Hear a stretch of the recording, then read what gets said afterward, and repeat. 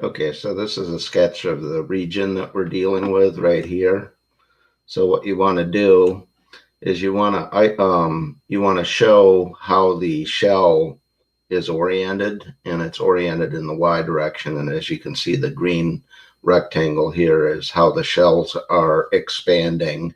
If you think of a shell as like a tin can inside another tin can, and the cans are expanding.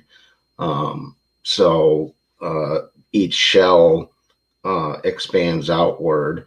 And the general formula for the volume of a thin shell is this right here, the 2 pi r h dy. Since you're integrating in the y direction, we've got r is equal to y. And you have to remember that the radius is always measured relative to the axis of rotation. So in this case, it's simply y.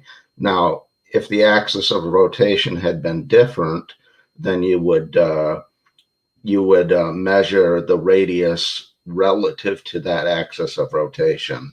So say it had been down here and it was y equals negative 1, then your radius would be equal to y plus 1 or y minus a minus 1. So you have to be a little careful about these when you're doing them.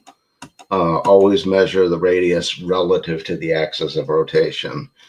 And so looking at the region that we integrated, it goes from y equals 0 to y equals 1. And we've got 2 pi times the radius, which is y, times the curve, which is y to the 1/8 dy. And then it's just simply doing the actual antiderivative process. And this here is your answer.